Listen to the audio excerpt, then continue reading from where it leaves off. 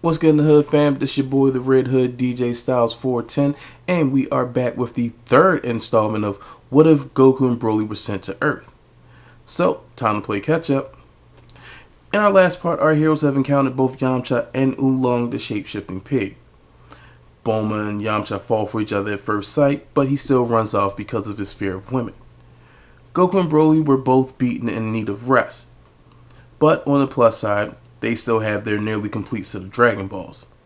But, little do they know, they're being followed by both Yamcha and the Pilaf gang.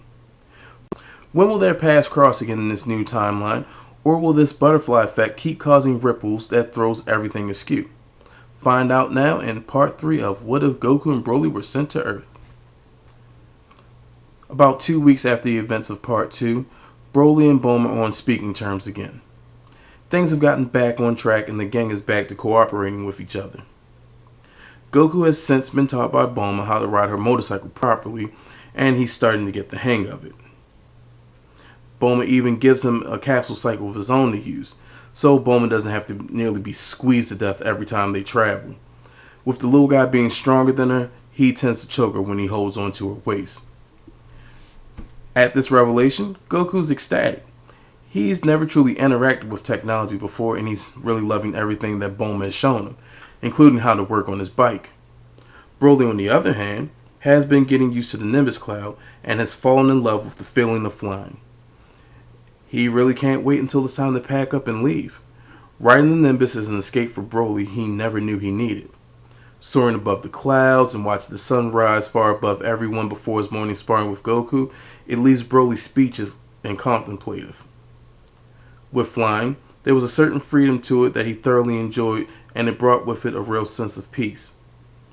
The boys have really taken to the new wonders that were introduced to them during the journey in the form of mysticism and technology. Bulma, in turn, has also been introduced to new things herself. Every day of seeing the spectacular feats of fighting the boys would do every morning, it sparked a curiosity about fighting that she didn't know was there. She wasn't full on fight mode, but she really wanted to do some of the same things that Broly and Goku could. They were amazing to her. She's watched them fight bear thieves, take down dinosaurs barehanded, leap stories above her head in a single jump, and tear down huge trees with two chops to the trunk when they needed firewood. She wanted to be strong like that, or at the very least as strong as she could reasonably get. She wanted to learn some new things too. Just not from that perverted hermit because, ew. She begins to ask the boys to show her some basics of fighting, including exercise to get her stamina and strength up. The boys are more than happy to show her the ropes. Goku in particular has really taken to teaching her. He figures it's the least he can do since she's shown him and his brother so much. This is now going to affect the way that Bulma interacts with everybody from here on out. She likes the idea of becoming a strong woman, not only in mind, but in body also. She's decided after everything was said and done that she was going to get some more advanced training of her own, with her own master. While in the meantime, they're still being followed by the Pilaf gang. Maya's been reporting for weeks the monstrous strength shown by the boys and tells Pilaf they might be biting off more than they can chew. But our little midget emperor is having none of this and tells them to get the Dragon Balls or else. At this, she was stumped because there's no real way they can get the Dragon Balls from them. They've witnessed the boys take down several opponents, including a certain rabbit, that were stronger than the two of them combined with barely any effort. How were they going to do anything? It's here that Mai comes up with a brilliant plan. They'll get that really cute desert bandit guy to take them down. He was stronger than the two little twerps, so surely he could do it if no one else could. Since she already knew where to find him, since they knew that he was following them too, he goes to invite Yamcha to discuss business with the Emperor.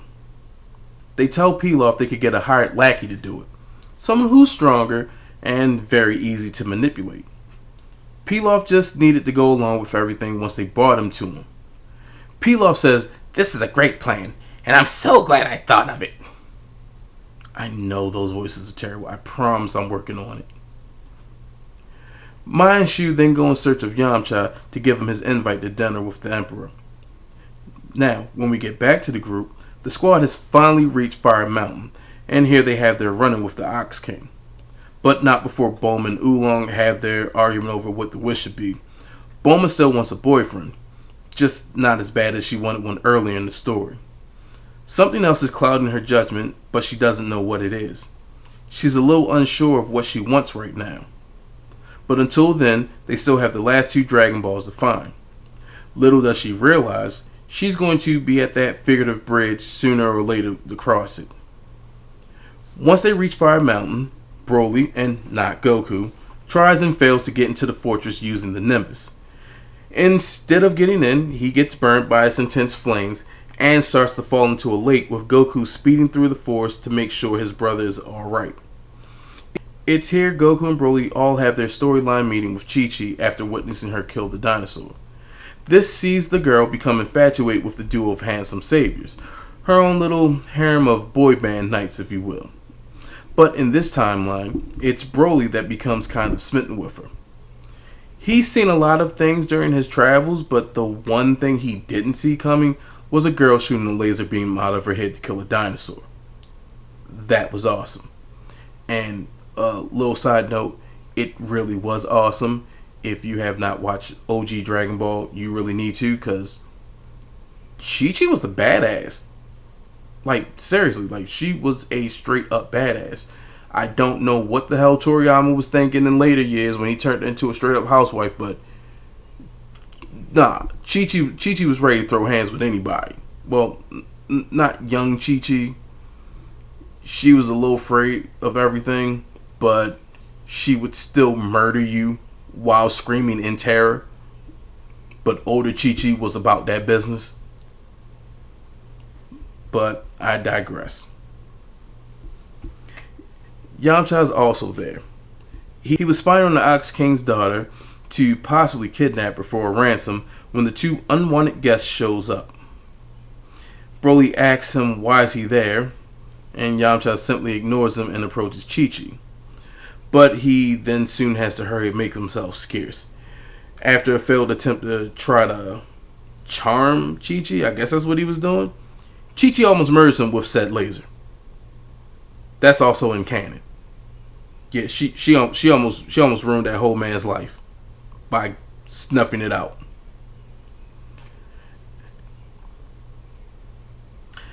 After she was knocked out, the brothers take the unconscious Ox Princess back home to her father, who then attacks them straight on sight. The Ox King had heard Chi-Chi's terrified screams and was looking for her when he saw the boys walking back with her. Believing that they tried to kidnap her, or much worse, he rushes at them without a second thought. The much larger Ox King is a lot faster than he looks and catches them completely off guard. He starts to beat into the boys a little bit, but soon finds out they're a lot stronger and durable than your ordinary kids. Especially the slightly taller one. It almost seems like he's getting stronger as the battle continues. Wink, wink. But the Ox King pushes this out of his mind and continues his assault. He only stops after the boys perform a combo attack using the Power Pole and Nimbus. After recognizing the 2 tools as his masters and his best friends, the Ox King asks them where they got them from. And the boys tell them that they got them from their grandfather and their future master. This stops everything completely and he ceases the fight. He tells the boys that he was Roshi's old student and Gohan's best friend. When he asks the boys how they're doing, Goku tells them Grandpa Gohan is doing just fine. But they had just met Roshi a few weeks ago, so they don't really know too much about him. Next, Broly explains to him what happened earlier with Chi-Chi, and this pisses off the Ox King greatly. And he says that he'll have the head of the guy who touched his daughter. This causes a hiding Yamcha and Puar to gulp at the implication. The pair shakily leaves the area, for not only safety, but because a certain little ninja fox told him of an offer he couldn't refuse. He was told he was wanted to retrieve something called a Dragon Ball, and someone was going to pay him big for it. Back at the castle, the Ox King questions why they're there, and Goku goes on to tell him about the Dragon Balls, with Bulma showing him what they look like. He says he has ones for certain, but he doesn't have a way to get through the flames to retrieve it. If they could somehow get the Bansho fam, He could put out the fire and give them exactly what they needed since they saved his daughter. Bulma inquires where they could find it, and he tells him that it's with Master Roshi on his island. This makes Broly volunteer to go get him using the Nimbus, with Goku instead of Chi-Chi accompanying him. Goku asks a constantly blushing Chi-Chi if she could stay with Bulma and Oolong to keep them company, and to watch over the Dragon Balls they already had. Chi-Chi giggles at this, and says she'll do anything for the two hunks that looked after her. Goku looks at her like, okay, and then flies off with Broly. After they're gone, an excited Chi-Chi tells Bulma that she's so lucky to be around them. They're so cute and adorable, and she can't pick which one she likes more. Good God, Chi-Chi really was such a girl back then. Bulma thinks about that one for a bit. She really has been lucky since she's met them. It has been one crazy thing after another, but she's grown fine with that. She's really come to enjoy the chaos that came with Broly and Goku, even though things went way beyond the scope of what she thought would happen.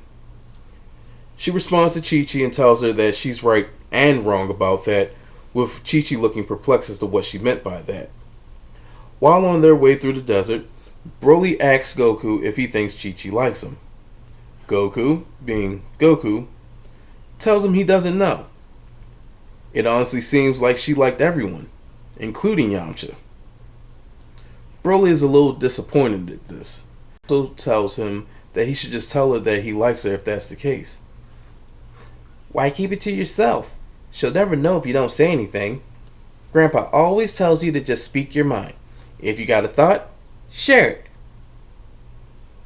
I promise these voices will get better. This inspires Broly a little bit, but it also makes him wonder, when was Goku this wise? He seems to have changed a lot during this trip, and maybe his brother had a point. The worst she could do is say no. Hopefully it wouldn't come to that, and Broly could just tell her what he truly thought. In the meantime, they make it to Roshi's to let him know that they need his help, and then they take him to Fire Mountain, with Roshi being carried by Goku while they flew there. After a quick catch-up between master and student, Roshi uses his swole mode to use the first Kamehameha of the series to wipe out the fire. This leads to the anime's most iconic move to be picked up by the kids, to the amazement of Roshi and everyone present. With the 6th Dragon Ball in hand, the squad continues in search for the last one, with Roshi telling the boys where to find him after they're done so they can begin their training. But before they go, Broly approaches Chi-Chi and tells her that he thinks she's cute and gives her a little flower. The young girl blushes, and she makes up her mind right on the spot who she wants. She tells him that she likes him too, and maybe they should get married. Broly is shocked at this sudden show of forwardness, but eventually blushes himself and tells her maybe they will. Oolong rolls his eyes at this and tells Broly to get a move on as he calls Nimbus down to depart Fire Mountain. The squad is now back on the road, and it's time to get that last Dragon Ball. Bulma gets the reading on the radar and tells the boys that it's to the west, and they should be there in a day or two. Broly barely hears anything. He's a little too busy dreaming about that cute laser shooting girl. With Goku in his own head too, he's thinking about the Kamehameha, Roshi's training, and how much stronger he could get. This version of Goku is a lot more into getting stronger than his canon self, because he's really trying to close that gap between him and his only rival right now, Broly. His motivations at the moment are to become stronger than Broly, and he thinks Roshi's training might be it. Bulma notices this and asks if they're paying attention to her. Goku and Broly snap back to reality and tell her yes. She asks them what's going on with them, and Broly admits that he has Chi-Chi on his mind, and that he's a little disappointed that the journey is about to be over. Oolong, on the other hand, says he can't wait to be rid of that certain blue-haired menace, and this leads to Bulma slapping the fire out of his ass while screaming he should be more grateful, because if it wasn't for her, they wouldn't have gotten that far. Goku also agrees, slightly.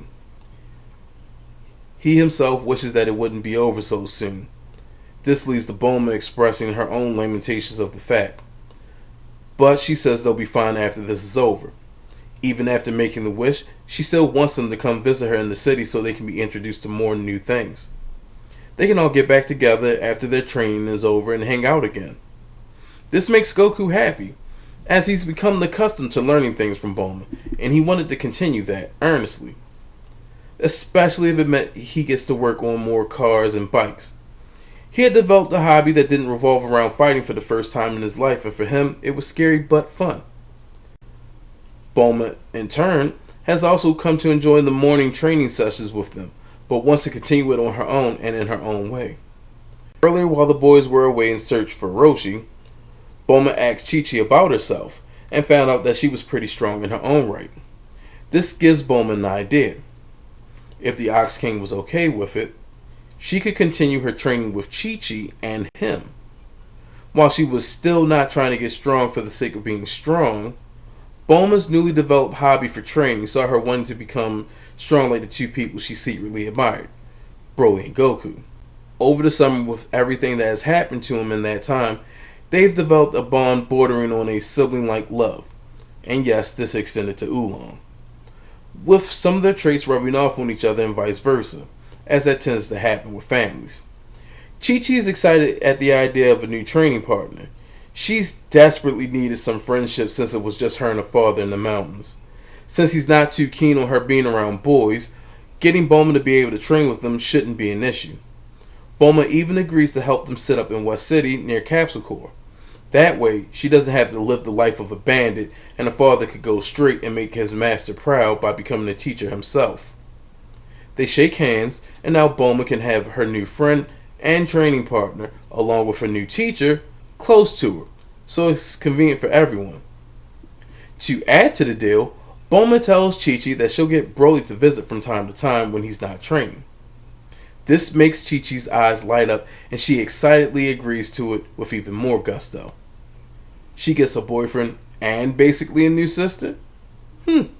She's feeling very lucky indeed. They both happily tell the Ox King, who goes for this because he knows his master isn't going to be pleased with him. His reputation did precede him. Now, back to the present. The squad is getting closer to the last Dragon Ball location. It's a real creepy looking castle that they can see in the distance. They're nearly at the gate of said castle when they're stopped dead in their tracks by an ominous figure. It's Yamcha. He looks smugly at the boys and tells them that their journey ends here, until he noses Bulma, and then let's start with the stuttering and stammering. He can't even do his bad guy monologue correctly because she's there. While everyone's confused at his behavior, Por tells Yamcha to focus on the boys, but Yamcha is stuck on stupid as he can't look away from Bulma. I still don't blame him. Bulma was fine. She still is, but you know what I'm saying. He nervously chuckles and tells the squad that thanks to his new partners, he's going to take the Dragon Balls from them. Goku and Broly take defensive stances in front of a semi-love-struck Bulma and a cowering Oolong, and Broly tells Yamcha to just try it. Goku chimes in that things won't go the way they did last time, and Yamcha just laughs at the two. You apparently don't listen. I told you, thanks to my partners, I'm going to take the Dragon Balls and the woman. This is when Mai and Shu pop out of the gate in mech suits. They proceed to stand with Yamcha, and Mai plays a video of Pilaf welcoming them to the inn. He tells them his minions have been following them for some time now, and everything that's happened has been by his design. It's a blatant lie, but the squad has no idea that it is.